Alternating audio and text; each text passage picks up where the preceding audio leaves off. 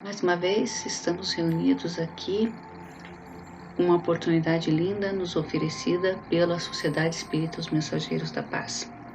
E para iniciarmos o nosso trabalho de hoje, vamos fazer uma prece para nos harmonizarmos e estarmos preparados para entender as colocações de hoje. Vamos fechar nossos olhos e agradecer a Deus, nosso Pai, por essa oportunidade, por estarmos juntos mais uma vez. Agradecer aos mensageiros da paz, esses espíritos que estão sempre conosco nos nossos trabalhos, e pedir que possamos estar aptos a compreender o que nos será passado hoje. Agradecemos, Pai, por mais essa oportunidade e te pedimos que esteja conosco, que assim seja. Bom, o que nós podemos dizer hoje? Nós estamos vivendo dias muito diferentes daqueles a que estamos acostumados. De repente, não podemos ou não devemos mais agir como fazíamos antes. E isso nos trouxe de volta uma realidade que perdemos, a convivência com nossa família. Perdemos porque nos deixamos envolver com tantas atividades que acabamos por usá-las para fugir de alguns problemas que inevitavelmente aparecem nesse convívio. Ficava muito fácil deixar para depois tratar esse problema, usando o tradicional: vou trabalhar e na volta conversamos, que acabava não acontecendo.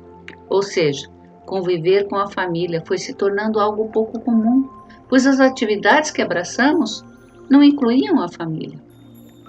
E nos afastou daquela que é a principal escola de evolução que devemos frequentar a cada reencarnação: nossa família. Esse afastamento criou mais problemas e eles foram se acumulando. E agora? Agora estamos tendo a oportunidade de tratar disso, mas não sabemos como. A doutrina espírita nos mostra como devemos utilizar esse instrumento de maneira que todos possam absorver melhor. Somos seres criados para viver em sociedade. E a família é a primeira sociedade que adentramos a cada reencarnação. É nela que devemos manifestar as virtudes que temos, mas que estão escondidas em nós. O que esconde essas virtudes são as más tendências que trazemos das reencarnações passadas e com as quais ainda não trabalhamos. Esse trabalho é a reforma íntima, tão necessária para a nossa evolução, mas tão difícil de aplicarmos. Difícil porque para isso precisamos olhar para nós mesmos e admitir nossas deficiências. Complicado, mas não impossível. Esse é o primeiro passo para utilizarmos o instrumento família de maneira positiva. Para isso, nosso Criador nos coloca cada reencarnação numa posição diferente na família que vamos ingressar. Ora somos pai, ora somos mãe, ora somos filho. Isso é necessário para que consigamos todo o conhecimento que precisamos para evoluir. Caso contrário, estaremos estacionados na evolução por só sabermos o que um desses personagens aprende repetidamente. Como disse Chico Xavier, já vivemos muitas vezes e estamos com as pessoas certas para ajustarmos os nossos corações e resolvermos os nossos problemas. Na reencarnação, ninguém erra de endereço. Mas se essas são as pessoas certas, por que não conseguimos aceitá-las? Que problemas são esses que precisamos resolver? Durante essa nossa conversa, vamos recorrer algumas vezes aos textos do Momento Espírita, ok? E começamos pelo texto do Momento Espírita que diz: por que existe a família? Você já pensou sobre qual é o objetivo da família na Terra? Afinal de contas, por que existe a família? Se Deus, que é o Criador de todas as coisas, criou a necessidade da vida em família, é porque ela tem uma finalidade importante para o progresso do espírito. Vamos encontrar a resposta para essa questão dos ensinamentos no maior sábio de todos os tempos, Jesus. Jesus recomendou que devemos amar o próximo como a nós mesmos. Deus, que é a inteligência suprema, sabe que no estágio evolutivo em que se encontra, o homem é incapaz de amar todos os seres humanos como a si mesmo.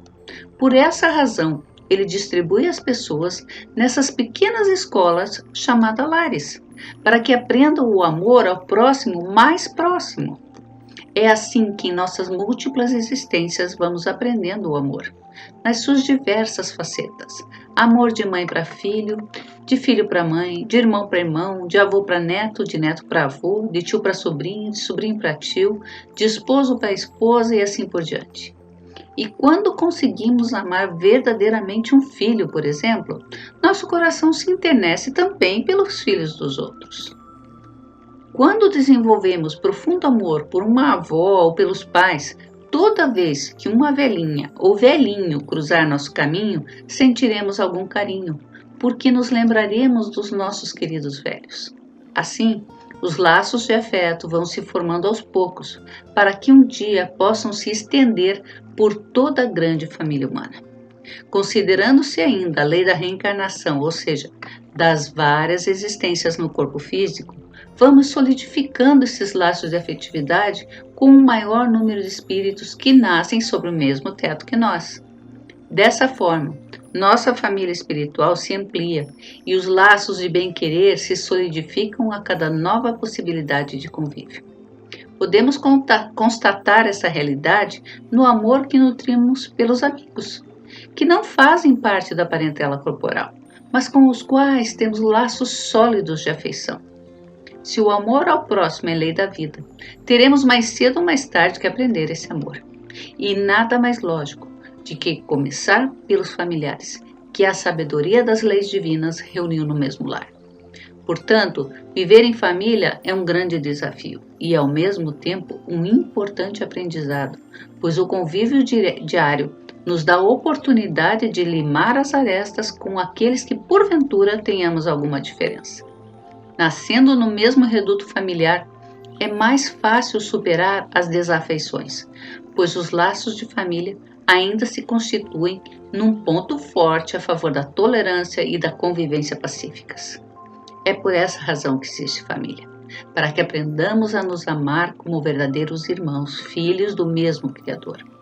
Olhando a humanidade como uma grande família, todas as barreiras que separam os povos caem por terra, pois num outro país, numa outra raça, numa outra religião, pode estar alguém que já foi nosso parente consanguíneo, ou nosso grande amigo numa existência física passada.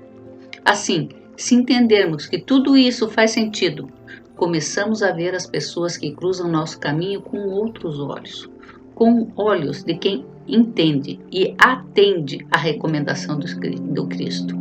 Ame o próximo como a si mesmo. Esse texto nos mostra que na nossa família temos a oportunidade de crescer e fazer crescer. Ela é um presente de Deus que recebemos a cada reencarnação. Entendemos então por que existe a família e a partir desse momento, vamos buscar saber o papel de cada personagem nessa história chamada família.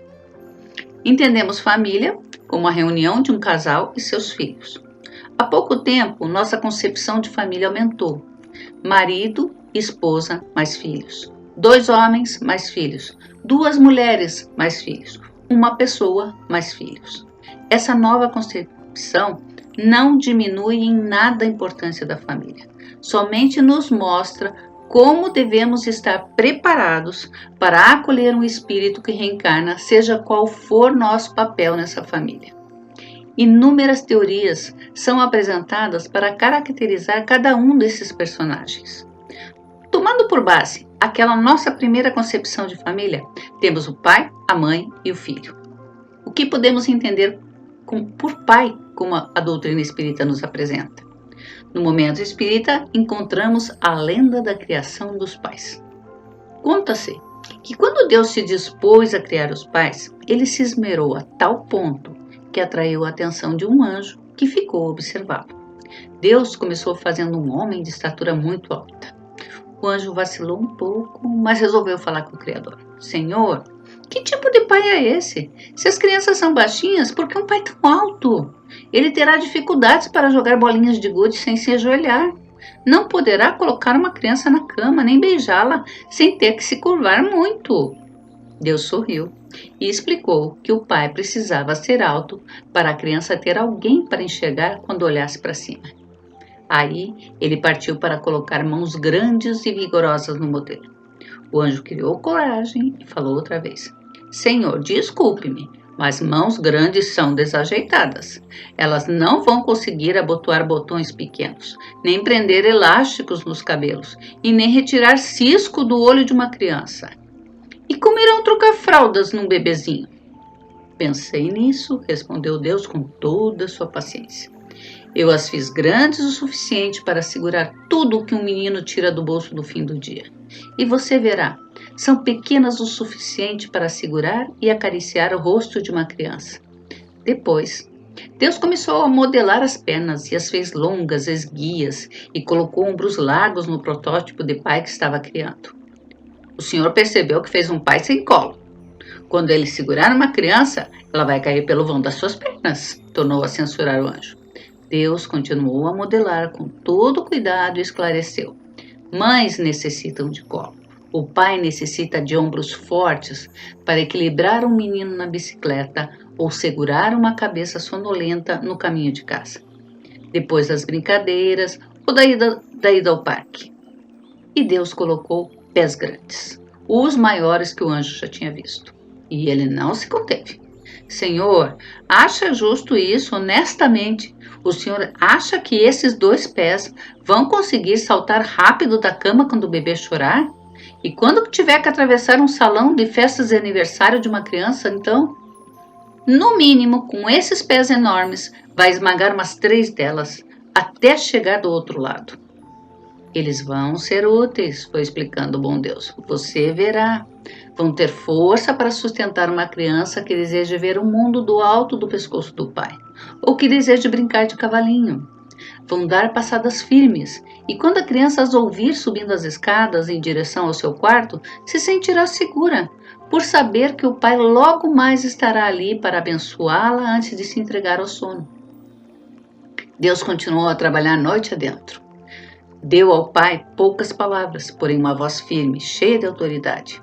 Deu-lhe também olhos que enxergavam tudo, mas que continuavam calmos e tolerantes.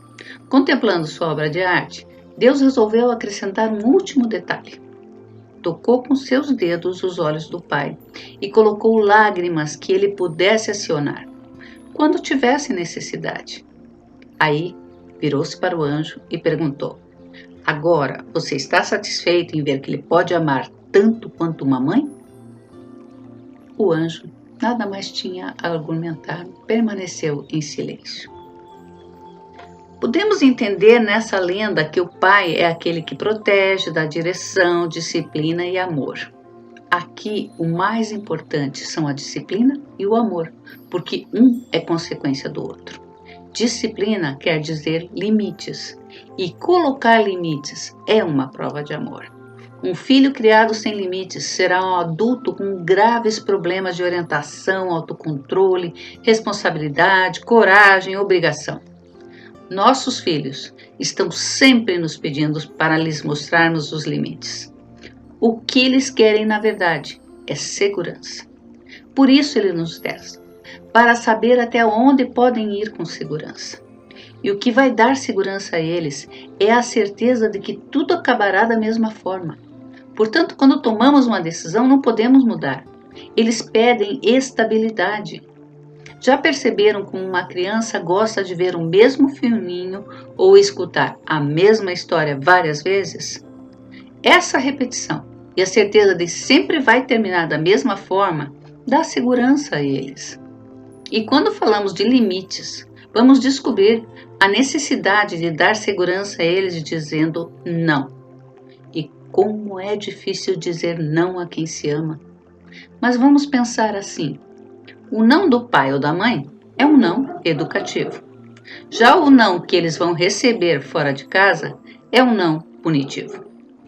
Circula na internet um texto que diz: somos as primeiras gerações de pais decididos a não repetir com os filhos os erros de nossos progenitores. E com o esforço de abolir os abusos do passado, Somos os pais mais dedicados e compreensivos, mas por outro lado, os mais bobos e inseguros que já houve na história. O texto continua dizendo: parece que em nossa tentativa de sermos os pais que queríamos ter, passamos de um extremo ao outro. Assim, somos a última geração de filhos que obedeceram a seus pais, que é a primeira geração de pais que obedecem a seus filhos. Os últimos que tiveram medo dos pais e os primeiros que temem os filhos. E o pior, os últimos que respeitaram os pais e os primeiros que aceitam que os filhos lhes faltem com o respeito. E é verdade. Estamos vendo hoje em dia pais que acreditam na enorme quantidade de estudos que falam das crianças que se sentem diminuídas por pais que dizem não.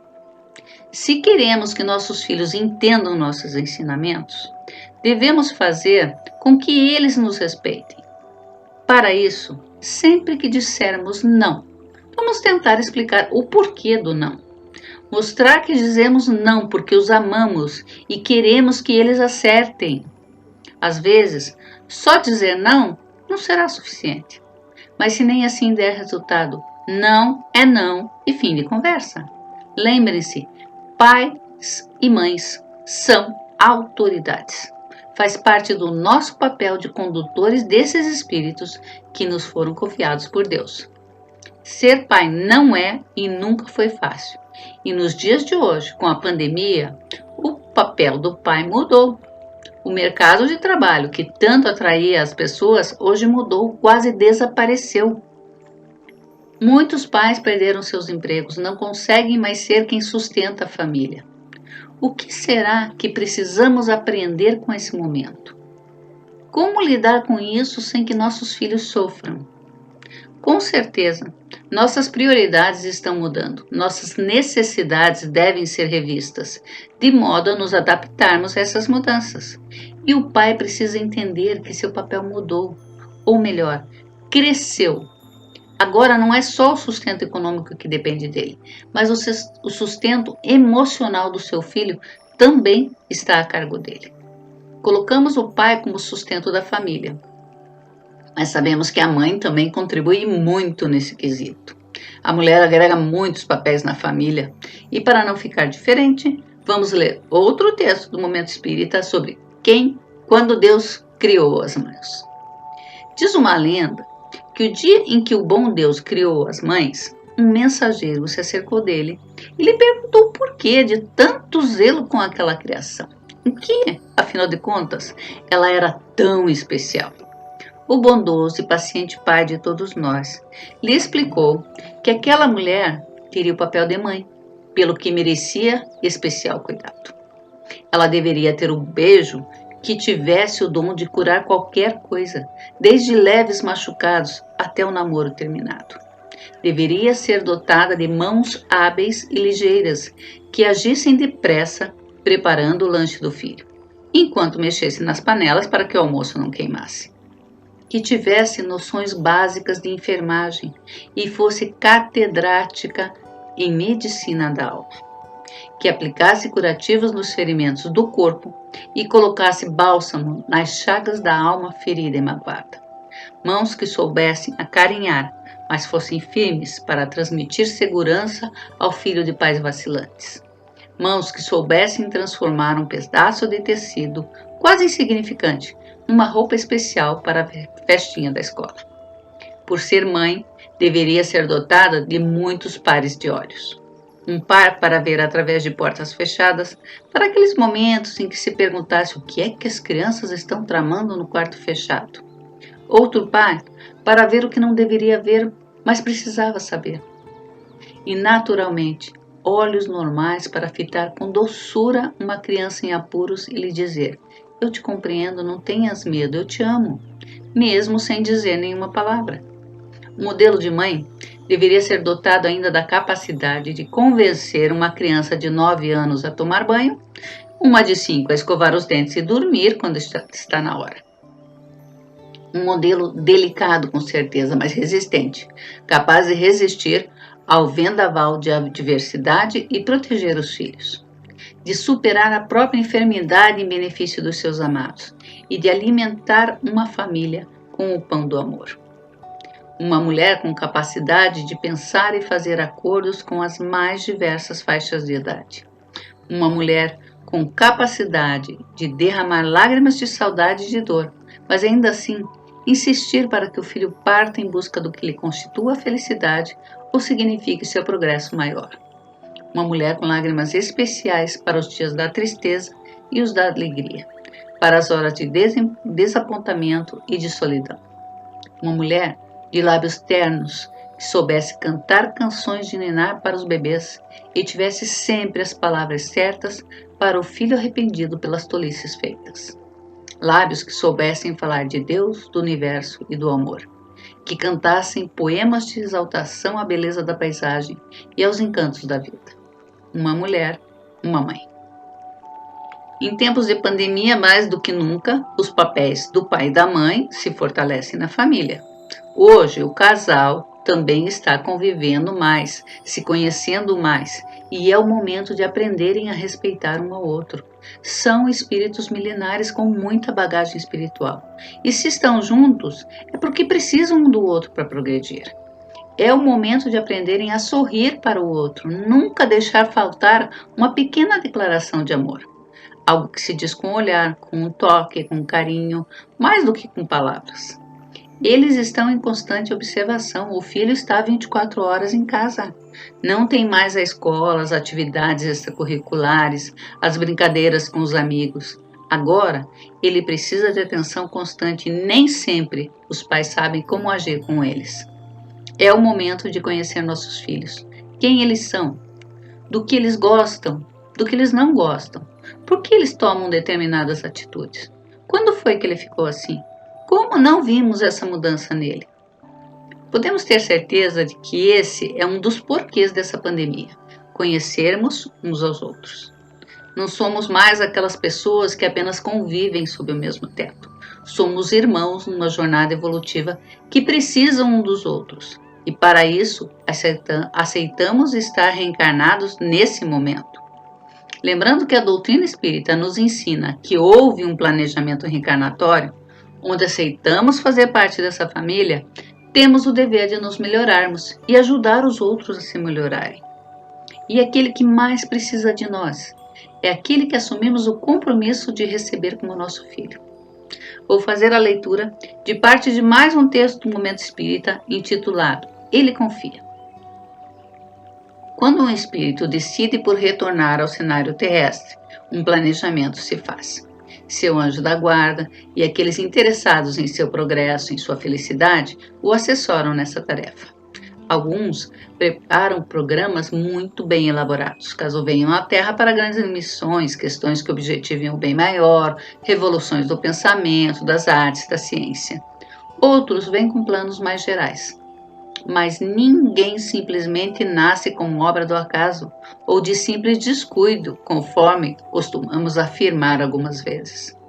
Nesse planejamento se encontra primordialmente a escolha dos pais. Quem o receberá no planeta terrestre? Quem o aninhará em seu seio, alimentando-o até o momento de renascer no cenário do mundo? Quem lhe será o protetor dos primeiros dias da infância? Quem o guiará com mão forte através dos anos, até poder andar por si mesmo e crescer no rumo da luz? Que doce encantamento não deve envolver quem assim se prepara? É uma nova chance de progresso, de vida no abençoado planeta azul, nosso lar de tantas e tantas vidas reprisadas, revividas. Então, nasce o pequenino e se entrega confiante, esperando que a mãe que o acolheu em sua intimidade por meses o amamente com amor. E quando o faça, tenha olhos para ele, dizendo-lhe sem palavras: querido filho, eu te amo. Enquanto se alimenta, ele ouve o coração daquela que o gestou e nela confia. Confia que ela o proteja, lhe providencie o agasalho, o conforto. Que ela o leve nos braços como quem carrega um tesouro frágil, uma joia de subido valor, um cristal valioso. Ele também confia que o pai o receba em seus braços, lhe acompanhe o desenvolvimento dia a dia, que lhe ampare os primeiros passos, que o conduza pela mão pelos caminhos do mundo. Ele espera, Ele confia. E Deus também confia em cada um de nós, a quem estabelece a missão da paternidade e da maternidade. Estejamos atentos, tenhamos os olhos postos nessa preciosidade com que a divindade nos honrou o lar, nosso filho. Não o percamos de vista mesmo à distância. Ofertemos a ele nosso amor, nossa ternura, auxiliemo-lo a vencer os obstáculos, tenhamos a alegria de vê-lo prosperar, crescer material e espiritualmente. É nosso filho, confia em nós. E quem são esses filhos que Deus colocou aos nossos cuidados? Como nós, são espíritos milenares e temos muito em comum, pois não é a primeira vez que estamos juntos. O lar é uma escola em que somos na Terra aprendizes e professores uns dos outros. E nossos filhos chegam para aprender e para ensinar. E eles têm muito a nos ensinar. Só precisamos estar abertos a essa troca de experiências, aprendendo e ensinando. Por isso, eles têm uma função na família e na sociedade e necessitam de orientação nos primeiros anos de vida. Por isso, a divindade igualmente confia que nós, seus filhos, pais e mães, exerceremos nosso papel junto ao ser que ele nos envia. E os bons espíritos que auxiliaram Kardec na codificação da doutrina espírita nos disseram na questão 582 de O Livro dos Espíritos que a paternidade é sem contestação possível uma verdadeira missão. É ao mesmo tempo um dever muito grande e que envolve mais do que o homem pensa a sua responsabilidade quanto ao futuro. Essa missão envolve cuidados que vão além das questões materiais do alimento, agasalho e abrigo. Questões que têm a ver com o sentimento, com a emoção de gerar uma outra vida e de passar nossas experiências. Questões que falam de amor demonstrado em pequenos gestos, em um olhar, um abraço, um dar as mãos. Questões que tratam de desenvolvimento espiritual daquele filho que Deus nos confiou. E tratando especificamente dessa questão, como estamos lidando com o desenvolvimento espiritual deles agora que a evangelização espírita infanto-juvenil está fora do nosso alcance? Como evangelizadora, compartilho da preocupação dos meus colegas para quando os encontros voltarem a ser presenciais. Estamos voltando online, mas para que isso dê resultados, precisamos da colaboração dos pais e das mães. Então, aqui vai um pedido de todos nós evangelizadores. Incentivem seus filhos a participarem dos encontros.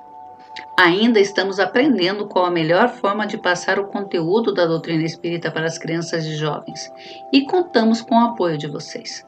Sabemos que esse apoio dependerá do quanto pais e mães entendem da importância de nos confiar seus filhos para aprenderem a praticar o Evangelho de Jesus, quanto eles próprios assistem a uma palestra. É um momento muito importante para ambas as partes, porque esse aprendizado será a semente plantada para que cada um escolha qual o melhor caminho a trilhar nessa reencarnação. Durante essa pandemia, em que temos convivido 24 horas com esses espíritos que aceitamos ajudar nessa reencarnação, cada um de nós pode e deve buscar a melhor forma de agir com seus filhos. É muito importante que pais e mães conversem sobre uma atitude que será tomada para mostrarem a seus filhos que estão de acordo. Muitas vezes estamos tentando dar o melhor para eles e surgem divergências dentro de casa por conta dessa falta de diálogo. Divergências que às vezes nos passam despercebidos, como nessa historinha. Era uma vez um menino, pensativo no canto da sala, ele pede à mãe: "Mãe, eu quero um papagaio de Natal." "Um o quê?" "Um papagaio. Quero um papagaio de Natal."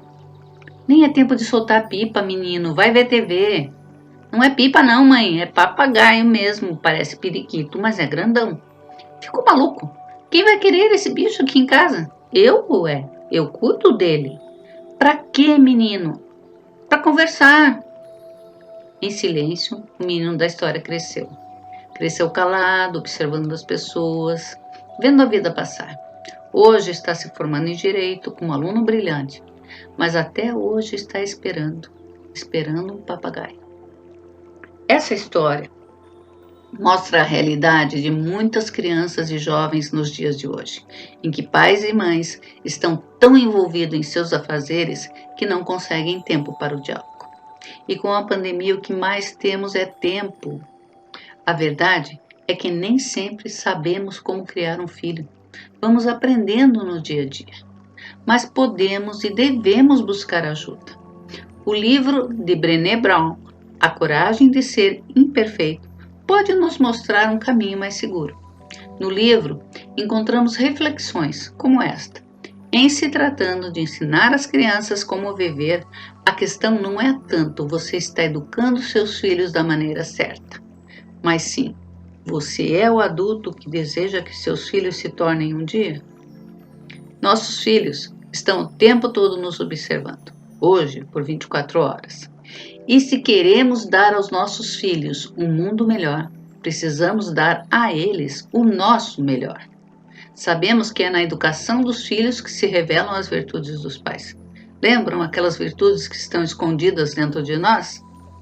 Podemos dizer que educar é uma virtude.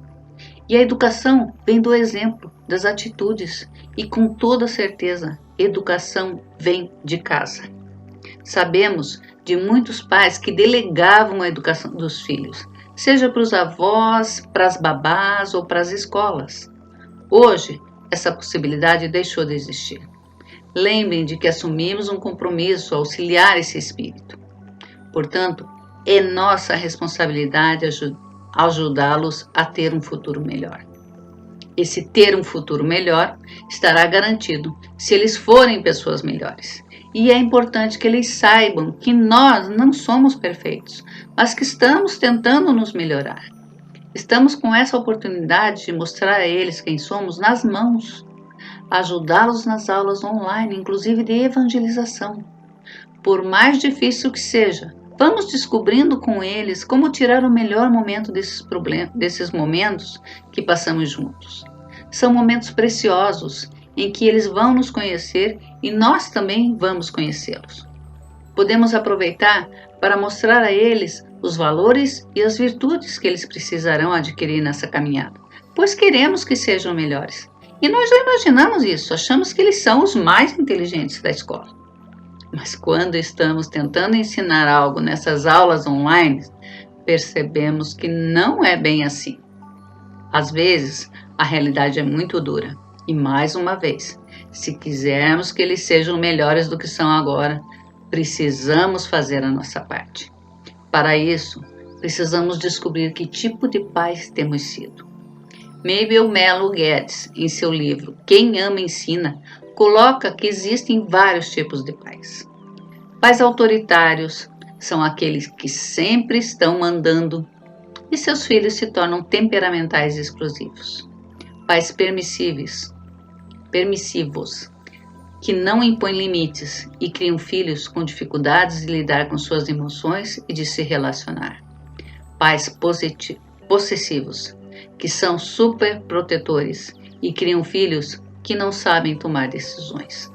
Pais sem amor, têm dificuldade para amar e criam filhos incapazes de dar afeto. Pais dos extremos, pai flexível, mãe muito maleável ou vice-versa, criam filhos divididos e inseguros. Pais preparadores emocionais, valorizam os estados emocionais e criam filhos que têm autonomia e sabem se governar. Podemos nos enquadrar em algum desses tipos? Talvez. O que sabemos com certeza é que para cumprirmos o que Deus pede de nós como seus pais, precisamos incentivar nossos filhos a enfrentarem os desafios com dignidade. Mas a criança dá trabalho, questiona muito, incomoda. Talvez essa criança apenas esteja refletindo o ambiente em que ela vive. Uma casa onde as pessoas falam muito alto, são irritadiças, pode estar causando essa agitação extra. Então, vamos falar com nosso filho de maneira calma, baixar o som ou desligar a TV, incentivá-lo à leitura, sentar e brincar com ele. É muito importante que ele tenha um ambiente que o ajude a ser equilibrado. Não vamos sempre estar equilibrados, mas nosso filho deve saber disso para que não se decepcione quando perceber nossos erros. É importante que ele veja que tentamos corrigir nossas falhas e que não ficamos presos a elas. Outro grande autor estudioso, o psiquiatra Samitiba, nos fala do papel dos pais. Ele diz: o papel dos pais é amar, apoiar, participar, estimular, acompanhar, exigir. Quem ama, educa. Então vamos observar nosso filho e a cada conquista elogiar. A cada erro, ajudá-lo a consertar, dizendo que ele sempre pode melhorar um tanto mais. Para aquela criança que faz birra para estudar online, vamos mostrar o certo e o errado pelo exemplo, contando das nossas dificuldades e mostrando que com a ajuda dos nossos pais também conseguimos aprender. São exemplos de honestidade, dignidade e trabalho que possibilitarão a criança se tornar um cidadão de bem, onde quer que venha atuar no mundo. Sim, eles vão atuar no mundo, ou seja, vão deixar o ninho. E devemos ter respeito pelo caminho que eles optarem. Afinal, eles são filhos que Deus nos emprestou, como disse José Saramago. Filho é um ser que Deus nos emprestou para um curso intensivo de como amar alguém além de nós mesmos, de como mudar nossos piores defeitos para darmos os melhores exemplos.